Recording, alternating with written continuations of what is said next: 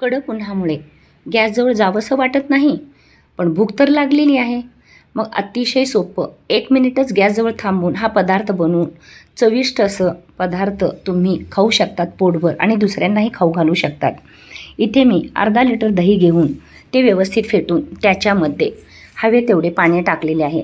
तुम्हाला आंबटपणा कसा आवडतो त्या पद्धतीने तुम्ही पाणी टाकून दह्याचे ताक बनवून घ्या. आता मी ते डाळवं घेतलेली आहे. ह्याला कोणी कोणी फुटाण्याची डाळ म्हणतं, आम्ही ह्याला डाळवं म्हणतो. तुमच्याकडे काय म्हणतात ते कमेंटमध्ये सांगा मैत्रिणींनो मला.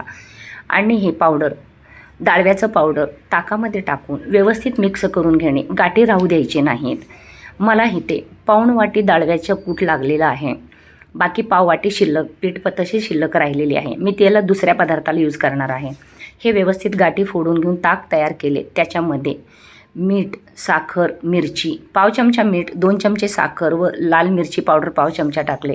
आता इकडे तेल तापत ठेवून त्याच्यामध्ये मोहरी टाकून गॅस बंद केले आणि त्यात जिरे, कढीपत्त्याचे पानं टाकून व्यवस्थित मिक्स करून ते ताकामध्ये टाकून घेणे आणि व्यवस्थित साखर विरघळेपर्यंत ताक ढवळून घेणे.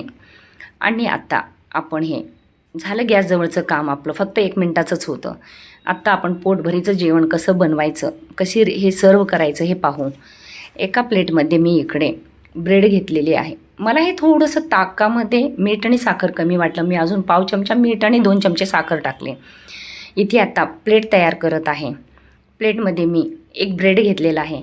तुम्हाला अजून हेल्दी बनवायचं असेल रेसिपी तर तुम्ही ब्राऊन ब्रेड पण वापरू शकता. मी इथे मिल्क ब्रेड घेतलेले आहे. त्याच्यावर बारीक चिरलेला कांदा टाकून घेत आहे व त्याच्यावरच बारीक चिरलेला टोमॅटोही टाकणे. अतिशय सुंदर पौष्टिक रेसिपी आहे मैत्रिणींनो. हे तुम्ही जरूर उन्हाळ्यात आठवड्यातून एकदा तरी कराल. एकदा करून पहा, तुम्हाला हे नेहमीच करा वाटेल. आणि असंही ताक हे उन्हाळ्यात खाण्यासाठी चांगलेच आहे. ह्याच्यावर मी आता कोथिंबीर टाकलेली आहे.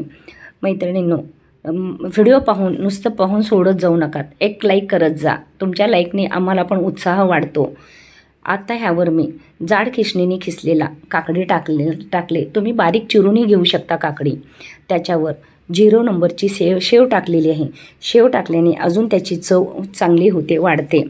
उन्हाळ्यात दुपारच्या वेळेला किंवा 4च्या खाण्यासाठी करायला अतिशय सोपं आणि सुंदर रेसिपी, पटकन झटपट होणारं असं, आलेल्या पाहुण्यांना खुश करणारी अशी रेसिपी आहे. आणि ताक असल्यामुळे हे शरीराला पौष्टिकही आहे. ह्याच्यावर लाल मिरची पावडर टाकले. आत्ता आपण जे फोडणीचं ताक बनवून घेतलेलं आहे ते भरपूर प्रमाणात टाकूया आणि अतिशय चवदार अशी